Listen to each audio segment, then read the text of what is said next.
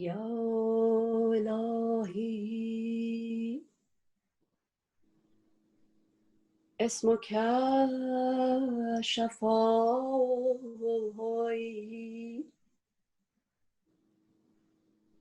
و ذکرک دوایی و قربک رجایی و حبک مونسی و رحمتك حبيبي ومعيني في الدنيا والآخرة وإنك أنت المعطي العليم الحكيم.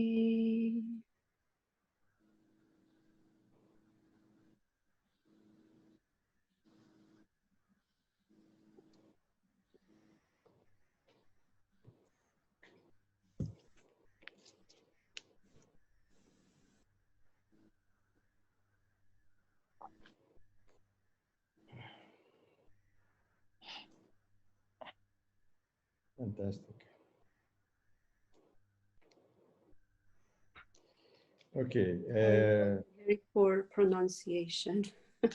That's my Persian pronunciation of No, but that's yeah, I know, but that's great. Now, the Guardian said that Persians should not make efforts to speak Arabic with an Arabic accent. They should chant the Arabic Persian accent. Oh, I didn't know that, so I'm right on. I did the right thing. Okay.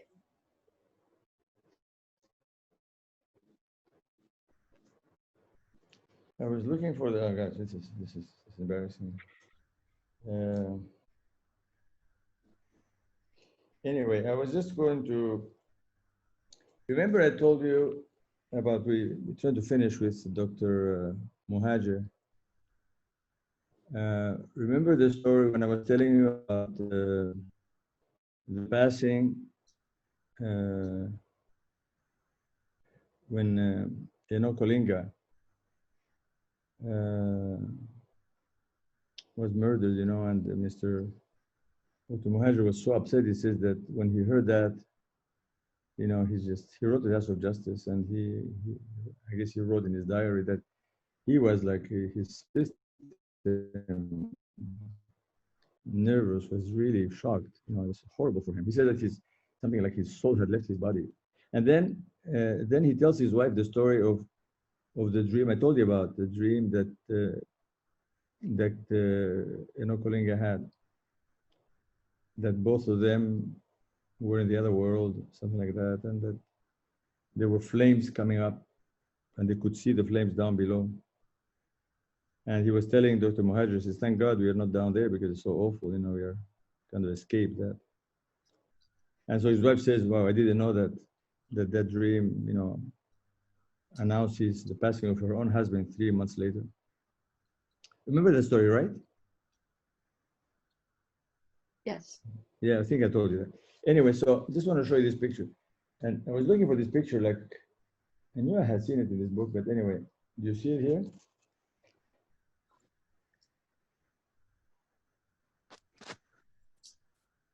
Are they in Chicago? No. Oh no, that they're by the Shrine of the Bab. Shrine of the Bab. And the subtitle here by Iran Fudutan says, Kindred Spirits with Olinga in Haifa. So anyway, both were, hi Rahim, nice to see you. So those are, so Mrs. Fudutan, the wife Muhajir, speaks of the kindred spirits, and as you both know, both were named hands very young. I think Dr.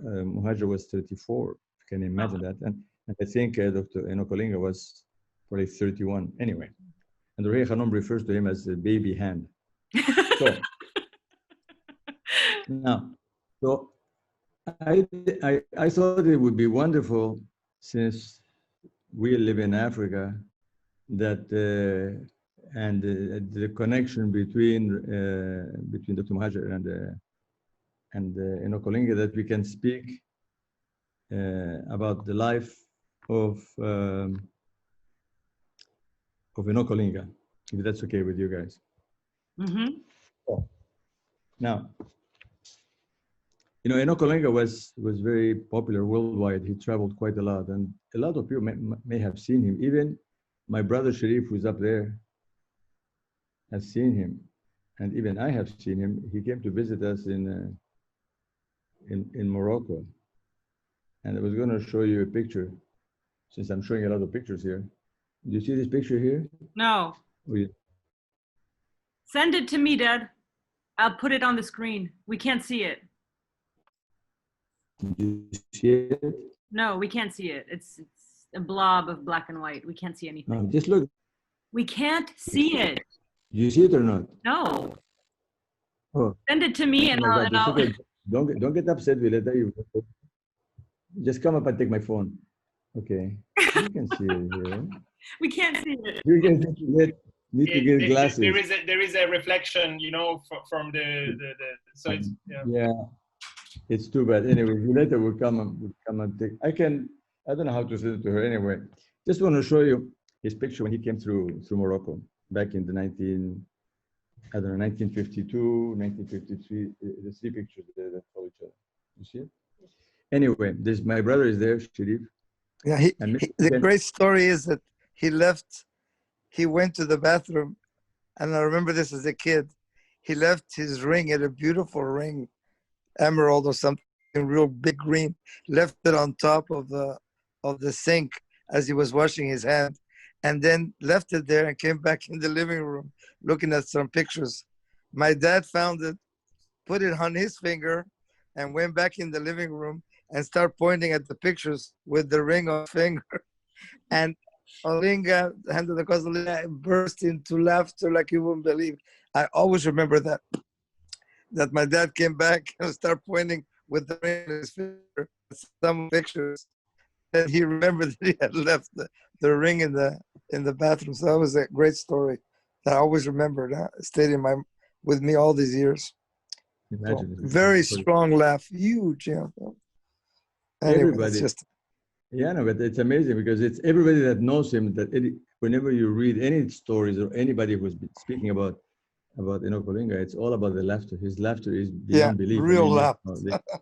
Sometimes he even, when they were taking jokes, the people would roll. He would roll down on the floor. And the walls would shake. I mean, it was an amazing laugh. Amazing. Anyway, so I'm going to be telling you a few things based on the biography. Sorry. Yeah, this is him back in 1950. So my father is back there. Enoch Olinga is there.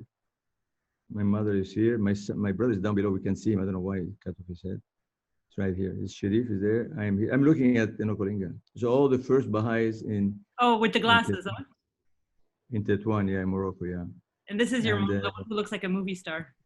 Yeah, yeah. And he was young, you see. He was probably, I don't know, 40 or something. It's amazing. Yeah. And I mean, he went all over the world, so everybody has seen him. So I just want to show you that we're all close to that period. So I'm based, some of the stories I'm going to tell you are based on three things. You know, it's not major research, but it's one on a booklet written by Ruhiya Khanum called Enoch Olinga, his life and his work. And then about a talk that you find on YouTube by Mr. Naqshbandi. And also it's glimpses of the life. And then there is one by Baha'is that we sort of were together in Tunis. I don't think I ever really met them often, but my parents knew them, is Rosha Mustafa and Ulfat Mustafa. And they knew him because he stayed with them. And I want to tell you stories of what happened.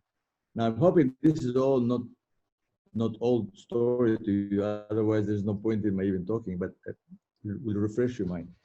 So based on those three things, we're going to try to build up the story.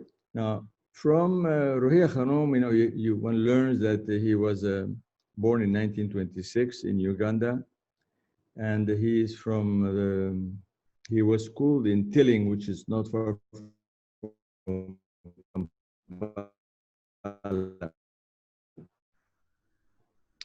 You know, went over there in Corps, went to Nairobi, went East Africa, King's Record Corps in Southeast Asia, and visited Burma. This is becoming a Baha'i, of course. Visited Burma, East Pakistan, Ceylon, and India. And in 1946, he was 20 years old, returned to Uganda. And at the age of 20, the Government Department of Public Relations and Welfare, he wrote a couple of books, I guess, in his own language, in Ateso. It was very important for the education department.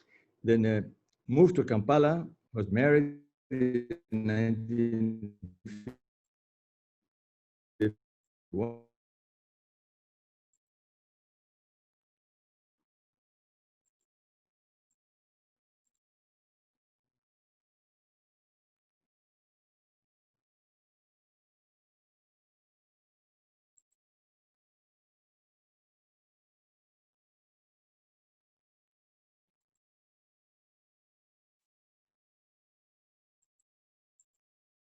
Wait, it's called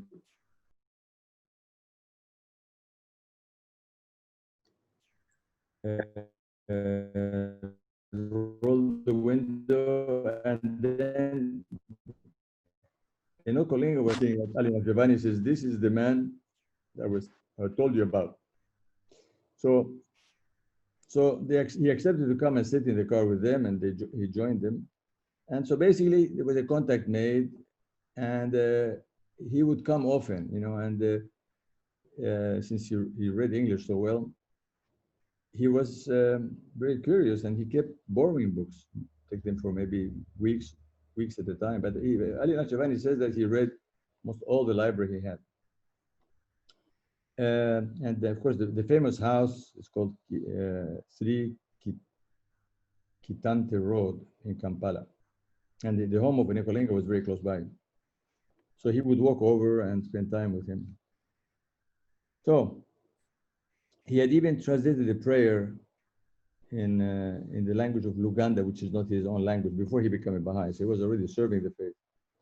So this is all before he became a Baha'i. He was just studying the faith, and he was visiting Ali Giovanni. So at one point, I think it was 1950, I guess 51, 52, the Bananis had made the decision. The Bananis were the hand of the Cause Banani, and he was the father-in-law of Ali Giovanni. And they all lived together in Kampala. They had come from Iran as pioneers. So they had planned to go on pilgrimage. And so the Baha'is of Kampala decided that they should get together the day that the Bananis were going to be with Shoki Effendi, and they would have a meeting. And hopefully the guardian would think of them or pray for them, and that something major will happen during that night. So it was a Sunday, I guess. So there were people sitting in the carpet. I mean, it's all full house. And they were expecting basically mass conversion then, but nothing happened that night, you know.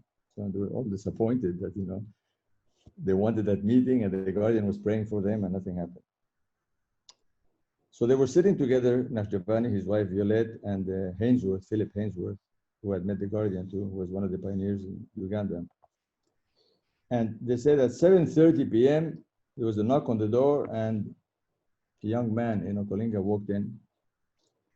And he said he had questions, he has biblical questions to ask them.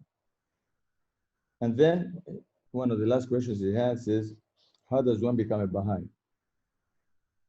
So I guess they explained to him, how does one become a Baha'i? They had to write a letter. At the time, even in the Baha'i faith, the faith was managed from the British Islands, so they couldn't accept it. There was no local assembly, I guess, or there was, but they had to write to England. And finally, the next day he came with a letter that was sent overseas. And the answer came back that he was welcome in the Baha'i community. And this is probably end of 51, beginning of 52. So Mr. Najamani tries to explain how did this all happen? How did this man who was from, his father was a missionary, but all very Christians, and all that. And then he had he had a drinking problem and all that, and he was disillusioned. How did he become a Baha'i? It's kind of, it's not easy to understand. So Mr. Najabani thinks that for three reasons, he says. One, because he spoke English so well that he was willing and able to access to all the Baha'i books. He must have read all the library they had. That's one. And he was close to the hand of the cause Banani, his only hand of the cause for Africa at the time. And all the messages from the House of Justice would come through Mr. Hand of the cause Banani. So they were close linked with the World Center, with the head of the faith all the time. So he was very close to that. And all the Baha'is in the area in Kampala, they loved Shawki Effendi so much. So he picked up on how they adored Shawki Effendi. So obviously, he wanted to probably eventually meet the guardian himself. So, this is about the time of, the British 2-year plan for Africa. And then we were very close to the Holy Year, which was 1952, 1 year long. And then there was the World Crusade in 1953. So in the middle of all that, he's a young Baha'i. He decided to go pioneer, like all the Knights of Baha'u'llah who left their countries and went. So he decided, along with 2 other people, to go as far away as possible, a place that speaks English, and it was British Cameroon. So they went, so Mr. Najabani accepted to be the chauffeur, apparently. And I guess Mr. Banani had bought a car for his daughter. There was a Peugeot station wagon. So Ali Najabani accepted to drive 3 people, Enoch Olinga, Max Kenyerezi, and somebody else. And they drove across, the worst possible roads in the world, says Rohia Khanum. They drove down south to, I guess, Zaire. And they dropped, I think, one of them in Kamina, but he wasn't the Knight of Baha'u'llah because there were people there, pioneers there. And then he came to Brazzaville, where we live now, and dropped off Kenyerezi. And then they went through the lousy roads of Gabon to go to British Cameroon, to go to Limbe. And they had to pass through Douala, which was the French Cameroon. All these countries in Africa had other names at that time. They were protectorates. So what I remember was that in that trip, the car broke down so many times. It was awful. And they had to walk in the jungle. And of course, Mr. Najabani was not a mechanic. And I guess they have suffered so much just getting there. They would spend hours just do a few kilometers. And at one point, through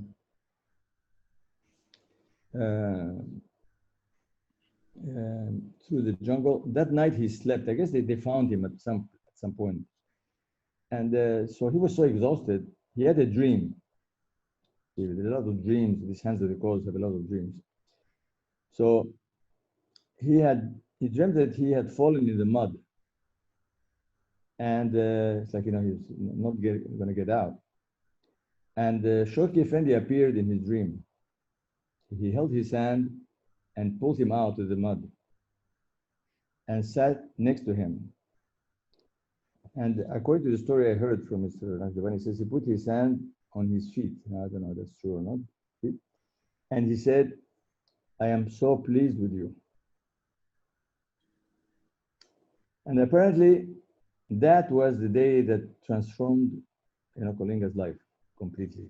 He was already about to become a Knight of Baha'u'llah because he was crossing to get to the border and get into Limbe, where Mr. Samandari became a pioneer later on. And so anyway, so that night apparently was just major in his life. It just transformed him completely. They dropped him off there, and of course it started, this is like 10 years of pioneering by himself, and he he taught so many people, and he actually made sure that 5 of the people that he taught became knights. So that's why he is called by the Guardian the father of victories, Abu Futuh, because he is father of victories. He just moved Africa. He moved, besides Uganda, Cameroon. He brought so many people into the faith, and he made people go pioneering and become knights of Baha'i. And so at one point, his wife came with his kids, and they all stayed with him. And I guess the wife, the first wife, I think her name is Eunice, he couldn't take it anymore, you know, so she left him. And I think they divorced. And the kids stayed with him. And I was reading in one of the videos about the kids, George, one of the kids that, George, that survived the massacre, because, you know, the story, their life is tragic, you know, as you know. And he says he remember getting up in the morning during the fast and seeing his father prepare breakfast and prepare, you know, they had memories of the things he used to do in the house with the pictures of Baha'u'llah, Abdul Baha and Shorty Effendi, and during the fast. And it made them sort of, this habits he had made them really being attached to the faith. So they stayed with him. Now, at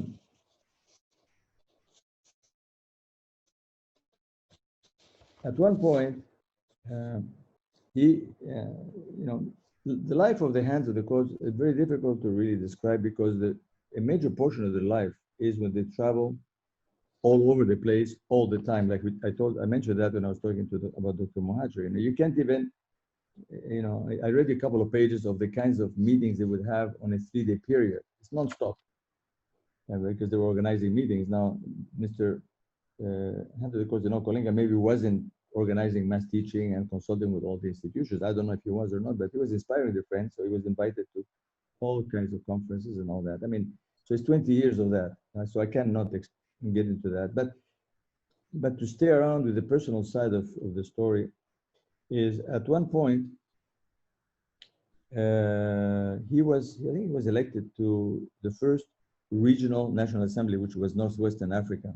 This is before they split into individual countries, and the seat was in Tunis. And he became, I think, the secretary of it, or the chairman, I don't know. I don't remember, I didn't take very good notes. But so he had to go to Tunis. And that's when the story of Roshan and Olfat Mustafa comes into play, because they were there, and he came and stayed with them in the house. Now, they don't say how many weeks or months, I don't know. But the point is, they didn't want him to go back, because to go back to Haifa, Israel, he had to go back to Cameroon. They would have never gotten out on time. And at the time, there was no Rahim available to give them advice on planes to go to Israel. He would have never made it back from Cameroon. So they said, stay with us. So I guess he stayed. Now, I can't tell you if it's 2 weeks or 2 months or 3 months, but they said he became part of the family. So there's a recording of them that explains. So they said that he decided to learn Arabic. So this is a story I want to tell you. And so he has a Baha'i from Tunisia that we knew, Khamiri, and the sister of Rosha Mustafa, by the name of Leila. They tried to teach him, but he couldn't pronounce some of the difficult sounds of Arabic, you know, like ha, ha, ha.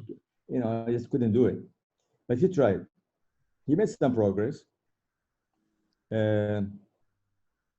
So that was before the pilgrimage. Then I think he must have gone through Italy to go to the Haifa. I think the story is not clear when I read it in some of these books, but Hugo Jacqueri helped him get, you know, when he arrived in Italy on his way to Haifa, his passport has expired. So he was counting on the hand of the cause, Hugo Jacqueri, to help him. He had no money on him and no passport, so anyway, he helped him with all that, and finally arrived in Haifa. Now, the story I want to tell you about Haifa is that he says that he was walking behind the Guardian, probably at the shrines. And so the Guardian asked him, how many languages do you speak? So he said, I speak Swahili, Teso, his language, English, of course. And then he said, in my head, I thought, but I did not say, I'm learning Arabic, right? He didn't say it. So Shawki Effendi stopped and turned around and said, but Persian is easier.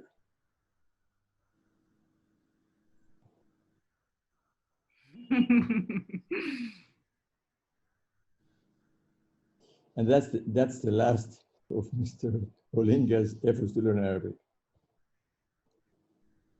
But Persian is easier. So he learned Persian or he gave up completely? He just stopped Arabic. I don't know about the Persian.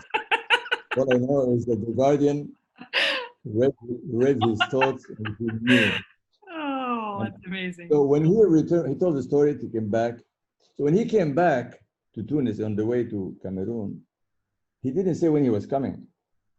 So they tell the story that some Baha'is were sitting in Avenue Bourguiba in Tunis, and they saw him walk by. They were not expecting him in the city because he hadn't said anything. And they said that he was coming, was walking like in a daze. Like he wouldn't even react. He was like his pilgrimage to the Guardian. This is after the dream he had when he was in Cameroon in the mud, and the Guardian told him that he was pleased with him. He just was not himself. He was just, again, he was not of this earth, He wasn't even talking to people. He was just walking. Anyway, that was the initial shock for the first few days after he arrived in. Now, they say something else in one of the stories about, I guess Mr. Mustafa, when he talks about Enoch Olinga, he says he told him a story about when he was a kid. He says, well, there's some mysteries in the faith, but some mysteries you can explain them. He says that he was telling them that that when he was a child, well, there's a couple of stories. One is that one has to do.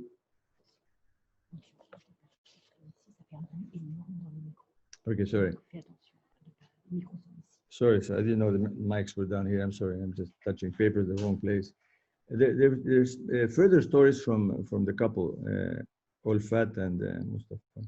One is that they named one of the children, or the first child they had, they named him Olinga. So of course, so he was informed that so whenever they would see him, I guess the next few times, whenever there's other conferences, when he came back, when he would greet them, he would say, he will greet, say hi to Mr. Mustafa,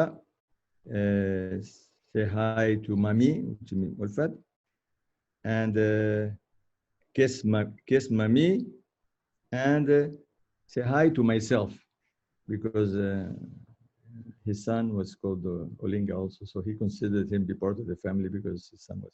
So then they're talking about the fact that when he was a kid, he told them a story that he was 10 years old and he was walking in the jungle or something. And as he was walking, he saw the hand of a gorilla right in front of him, he said, about to grab him. That's what he says. So he rushed back to the village and told everybody. So they came out, they followed to see what happened. And they walked, and apparently they didn't see a gorilla, but they walked further and they said a boa, but I don't know, there are boas in Africa, but they saw like a gigantic serpent that I guess if he had not stopped by the hand that stopped him, he would have been killed automatically there at the age of 10. So anyway, so his life was spared back then. So,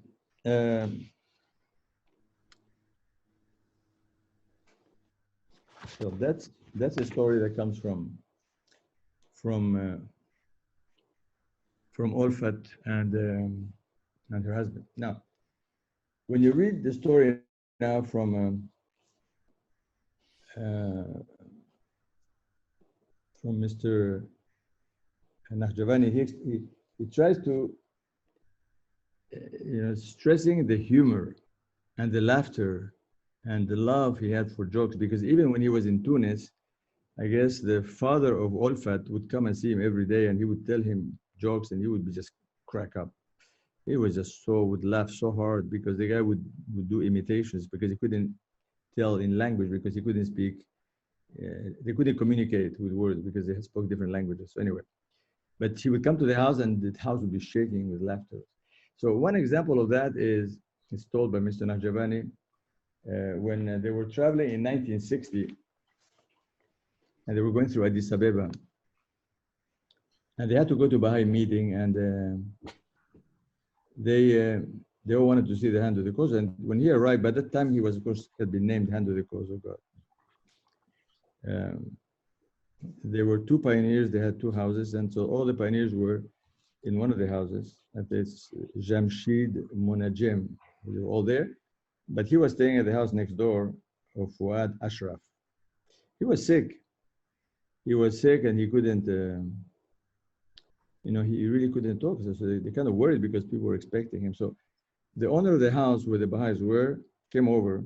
The man loved jokes. So he came by, Jamshid Munajem, and he asked, I guess he asked him if he loved jokes. He said, yeah, sure. So he said, okay. So he told him a story.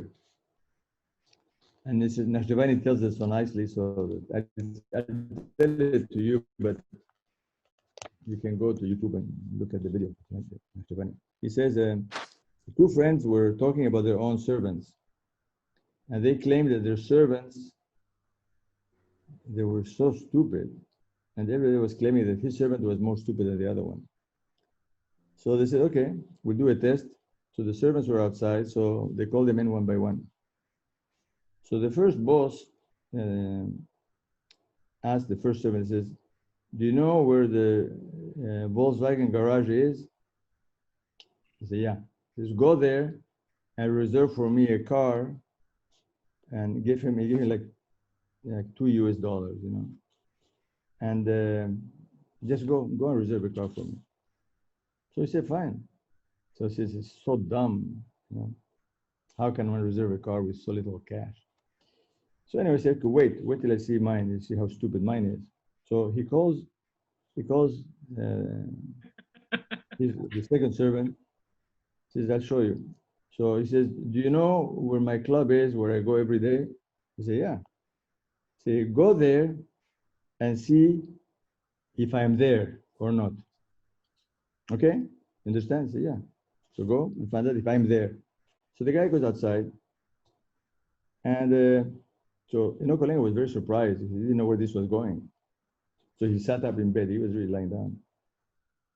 So what they didn't know is that the two servants outside, they were talking to each other.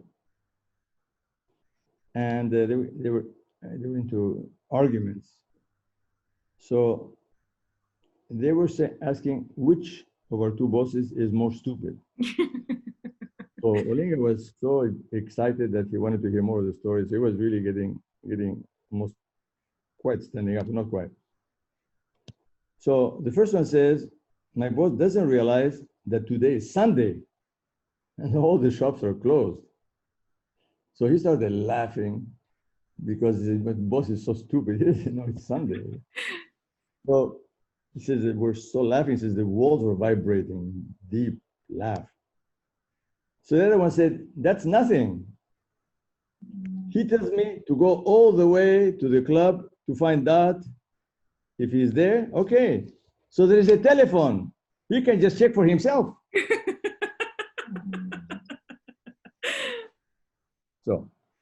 So he was just, he was rolling on the ground. He was so, and when he laughs, when he cracks a joke, because the way they tell the jokes, he was just, so he finally started sweating, went to take a shower. As soon as he came out of the shower, he was fine shape. So he says, now I'm ready to go. So he went and was able to go to the meeting. So, and when Sharif was explaining the joke, this is now his own personal joke. You heard his story, right? How Enoch Olinga had forgotten his ring in the bathtub. You were there, Violeta? Yeah, and then my yes, father. I was there. I heard that. The emerald ring. Yeah. My father, who is Egyptian, likes to crack jokes too, and he likes those things, and he grabbed the ring. And of course, he had forgotten the ring, but he probably couldn't have found it, and he put it in his finger. Instead of giving it to him, he put it in his finger, and then he goes and shows it to him. And says, And that made him crack up. I guess he must have laughed so hard. Anyway, now, so, now, I just wanted to stay with those stories. You know, the last part of the booklet of Ruhiya Khanum, it's extremely sad. You know, I mean, I don't know if one wants to dwell on that, but I don't think it is. But she takes a lot of time to explain the last few pages how they were I guess it was 1979. I think it was 19. Yeah, he was named hand of the cause, of course, in October 2nd, 57. Of course, the Guardian passed away the following month. I mean, all these new hands were just bewildered and so sad having lost the Guardian just a month after they were named. So, but even Ruhiya Khanum says that to enumerate in detail his services and travels from 58 to 79 is impossible. I mean, you would have to go country by country and get reports from every country for every talk he gave it. But you know, on 16th of September of 57, the family was gunned down in Kampala. There was civil unrest. There were Idi Amin was being kicked out of the country. There were probably or militia running around, and they were trying to eliminate all the well-known people. I guess he wasn't being attacked because he was a Baha'i. He would have been a martyr otherwise, I guess. But they were just attacking all the prominent people. They wanted them out of the way. And he was there in the house. He came down. He was at the temple, and came down to the house that Sunday with his wife and three children. The other kids, one was married to a Persian girl, was in Kenya, and two other kids were somewhere else in the country. They were not there. If they had all been there, they'd all been killed. So they killed the husband, wife, and three kids. And that's the tragic end, of course, of Enoch Olinga. You know, it's a shadow of the world. I mean, he was a young hand, much loved, and it's just the turmoils of Africa. And civil wars don't protect you. And extremely sad, you know. And as I told you, when he passed away in when did I say? In September 57? No, September 57. September 79. A few months before the passing of Dr. Muhajir. That's those are the hands that died young, like Shoki Effendi died. All right, now, if anybody has stories about Enoch Olinga, Sharif already gave us an eyewitness report, and he says he remembers it from the days when he was a kid. And my brother has a great memory, unlike me, so he has to be there all the time to help us. Welcome, Alex. I haven't seen you. It's good that you came.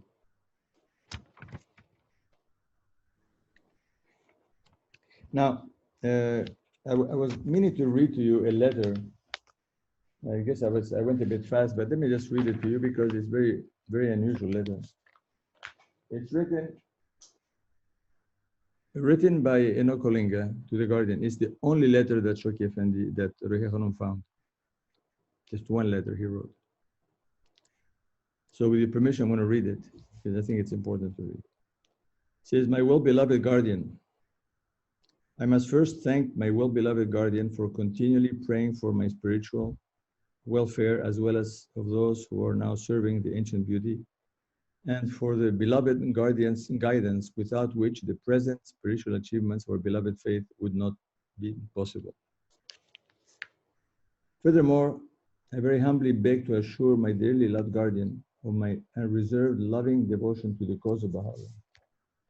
and my submissiveness to every one of the guardians' admonitions in the way of promoting the fundamental interest of our faith, which is now overshadowing the entire world. May I also be permitted to express the joy and delight which the letters received by the individual Baha'is from the beloved guardian have brought to the hearts of all the believers of this nascent community.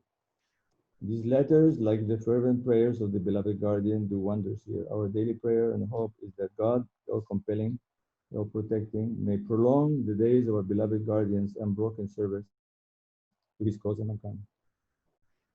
As my beloved guardian may be aware, an assembly was elected here last Rizwan, and through beloved's grace, the coming Rizwan may bring us a number of local assemblies. I have just returned from a 2 week teaching trip, which took me right inside the country where I had quite thrilling and exciting experiences, especially when I had to live among the villagers who believe in witchcraft and potency of juju, fetish, I think, practices. Quite terrifying it was to hear very frightful stories told by juju adherents, but with much confidence in Baha'u'llah, I was never deterred. Fortunately enough, a few of them were enabled to see the truth of the message of Baha'u'llah.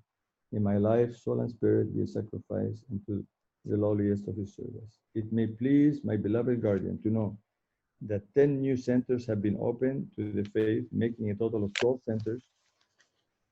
In British Cameroon, we want to develop all the 11 towards the assembly status before the next result. We really need our beloved guardian special prayers for success in this somewhat ambitious project. We receive very encouraging letters from all our 5 pioneers who have gone to open virgin territories. Those are the nice about. They all seem very happy there and are waiting for the doors of success to be opened for them. We all hope and pray that in time they will find jobs that they can do.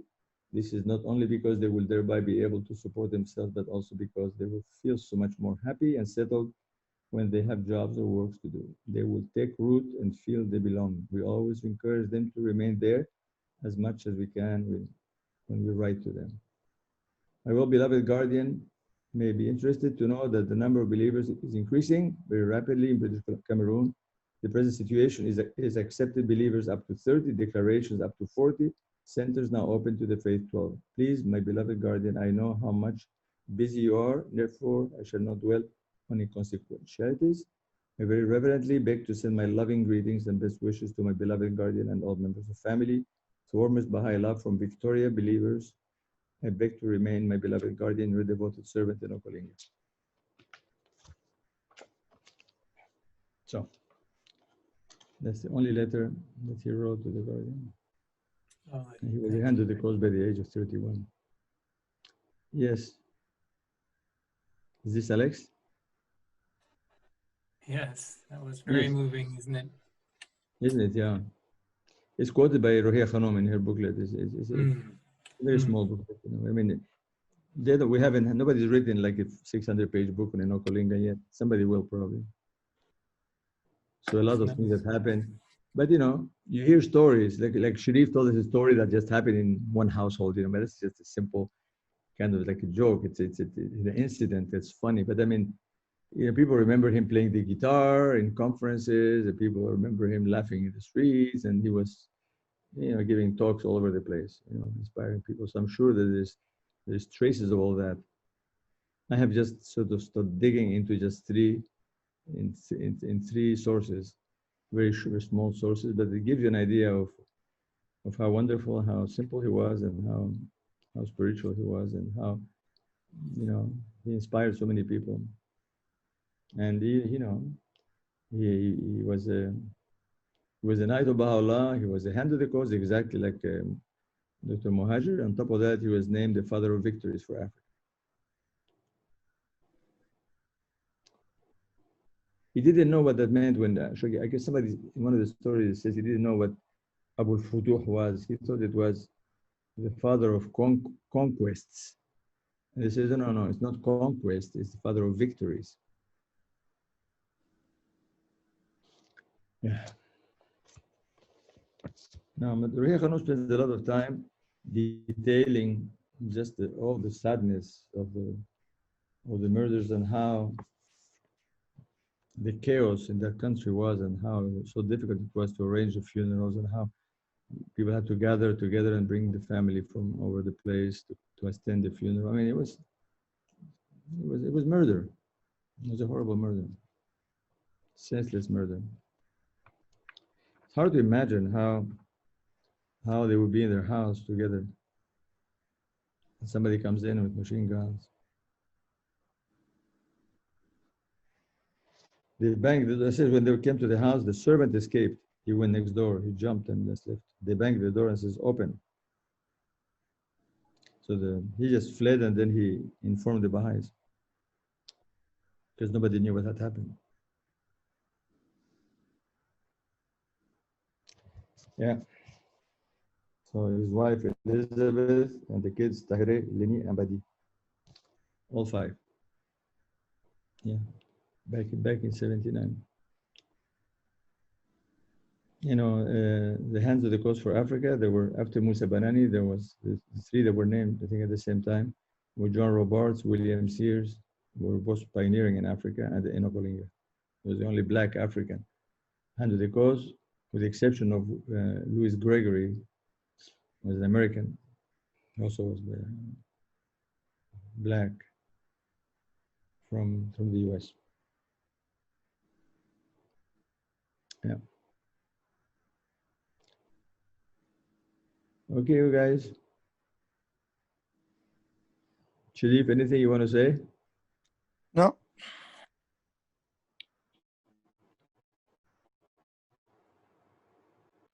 Do you remember anything more from him? You have a good memory. Unbelievable. I remember the gathering, but the only thing that stayed fresh is that story. Not weird. I remember the ring. I remember exactly what happened at that particular moment, and that's it. Nothing else. It's weird. It's like erased. And that stayed with me all this time. And you were young. How old were you? Under 10? You must have been under 10 years old. Yeah.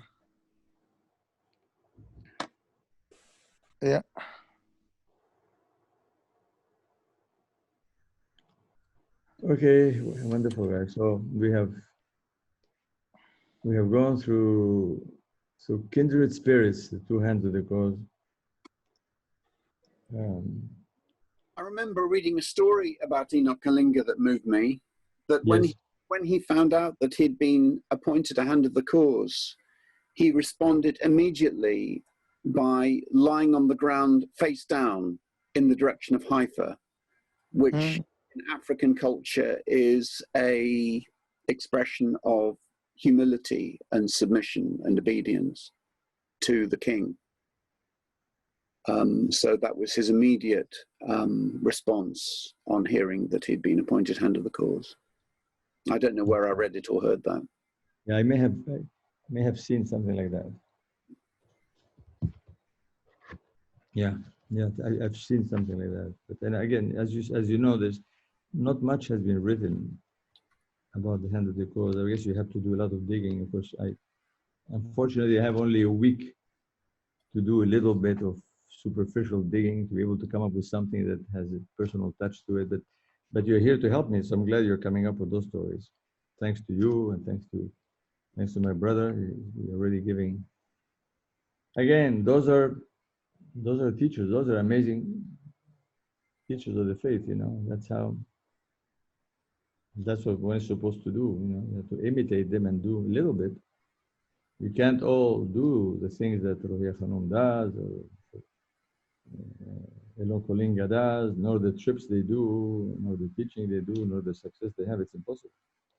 But it's not expected of us to do all that, but we just have to do something.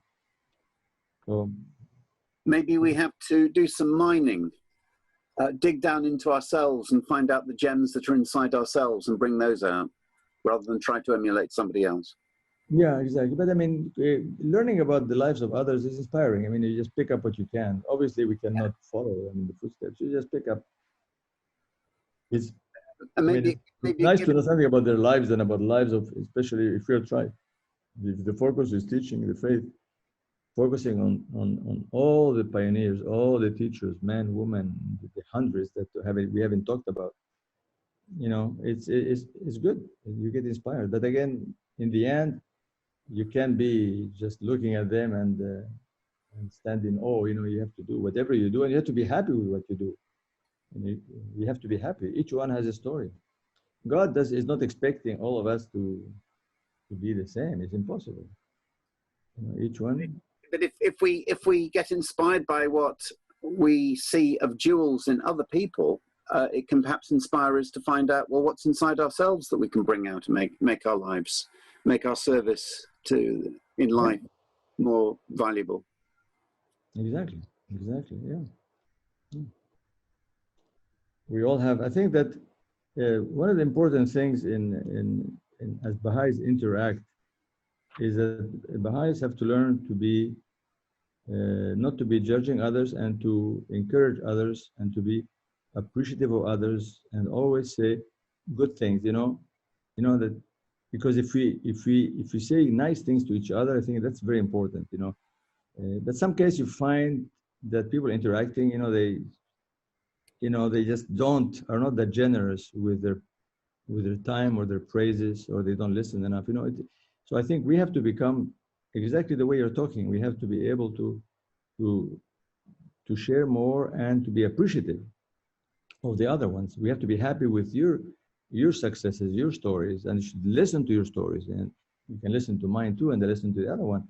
And we should rejoice in all that. And I think if you create that spirit, that's what the faith is about. Because when you say the faith is breaking barriers and all that, and no tribalism, no racism, no color, no this, we have to live it. You can't just talk about it. You have to show it. So when you walk into a room, if you walk into a room where there were hands of the cause there, the ambiance there is not going to be the same as you walk into a room, let's say, of today's Baha'is, where maybe they're going to be talking about other things and nothing spiritual. And so you're not going to get the vibrations, you see?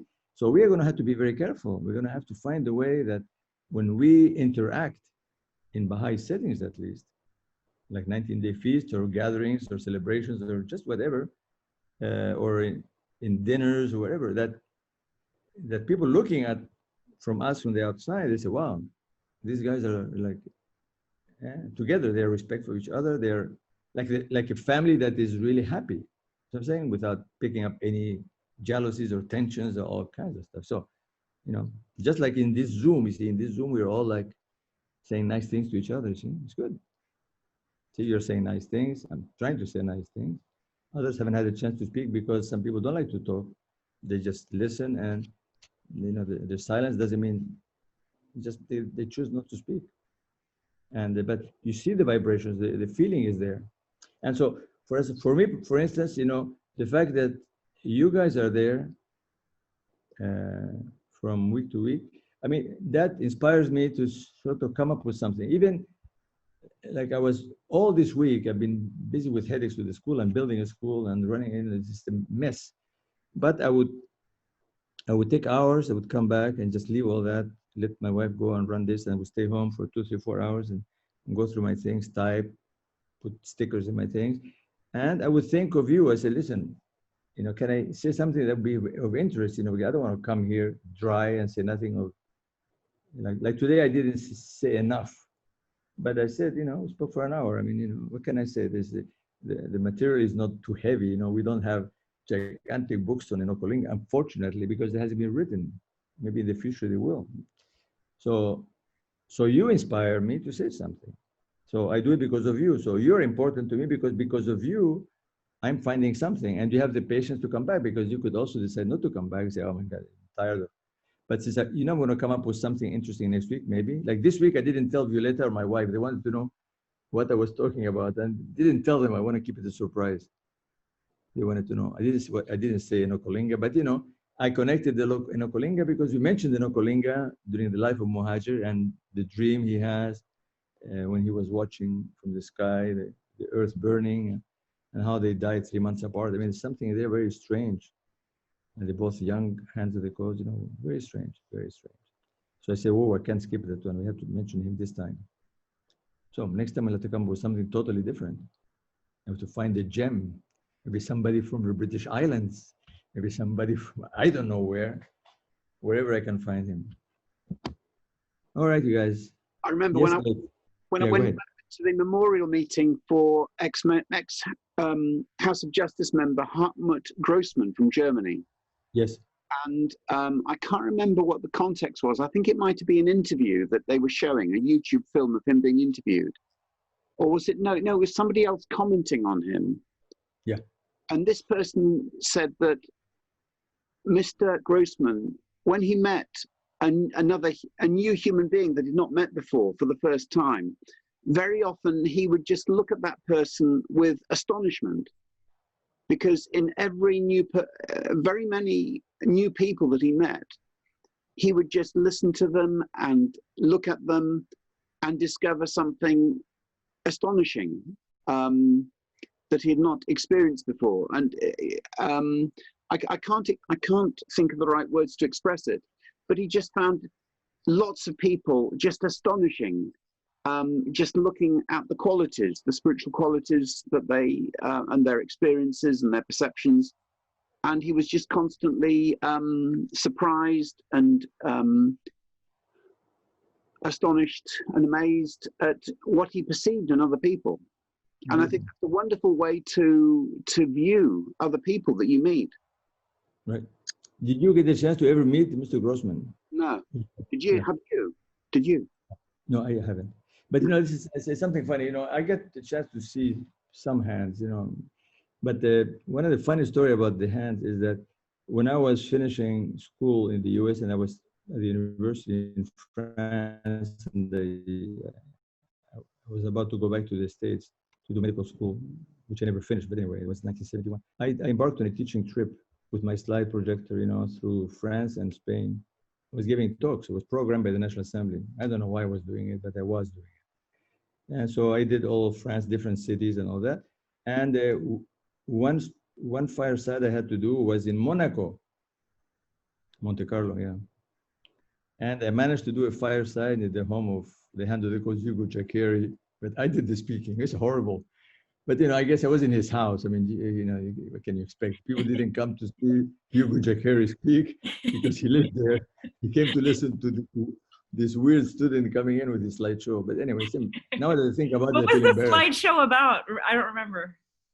I did a slideshow about the faith, but, you know, so we had music, and we started with the sounds of silence, and then I went through the world and Baha'u'llah. You know, it's just it looked like a film.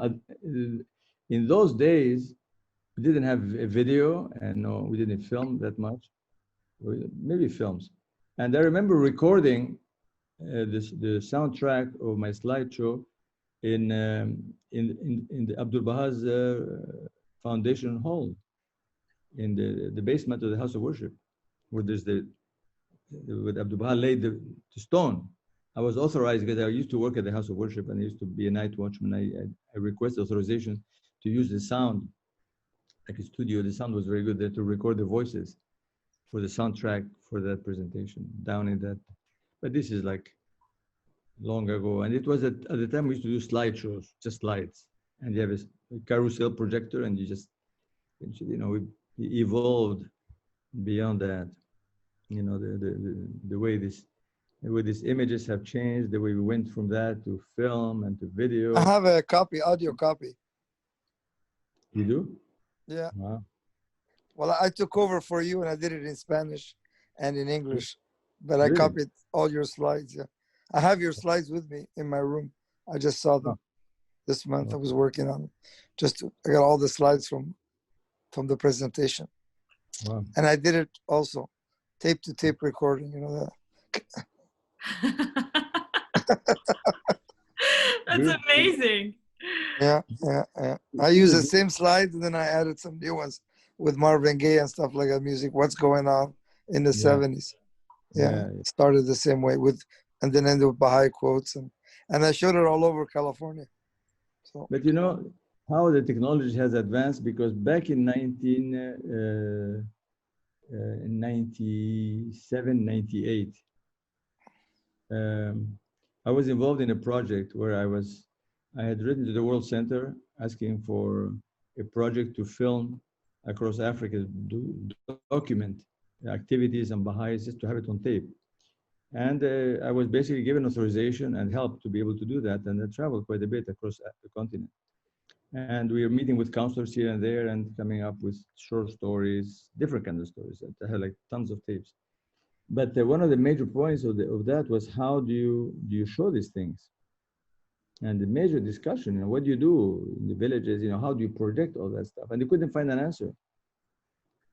And nothing was done. It stayed in my little boxes, all my edited stuff. I was using a system called Casablanca, and I was doing a lot of editing. I was so proud of myself because I was shooting with one digital camera, Sony, and I was editing on Casablanca. I was trying to prove that you could do stuff in a simple way without teams, just a cameraman can film, record, film, edit. It's just easy, And then all of a sudden, internet came and distribution became no problem.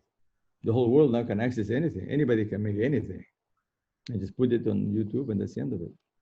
Whereas before it was a major issue, How do you go places and show it to people? Now you put it on YouTube or you do this Zoom stuff we do and you're communicating. So it's so easy to share things these days. It's amazing. The technology is beyond belief. I mean, this computing business and this digital stuff is beyond understanding. I mean, I'm always dumbfounded just when I use my computer to do my Excel sheets and I write columns full of numbers and details and they color every little slot with a different color, a different font, and they have maybe thousands in just one file. And then I close the stupid file and I close the computer. The next day I open it, it's all there. You kind of wonder, I mean, technically you could maybe it just wipes out everything you put in. The blues became greens, the 3 becomes 5. It doesn't, it stays there. How? I have no idea. But listen, just now we are talking. You're sitting in like 1 country, 2 countries, 3 countries. We have like 4 or 5 countries here right now here. And see, we are talking like we're all like next door here. Yeah. So this must be part of what Baha'u'llah came to do. He brought this technology with it, and people, the brains, used that power that was available in the world and came up with this. They couldn't come up with it before, but now they can. So good. So Violeta, have I spoken long enough? Anybody can speak now. I don't want to monopolize anymore.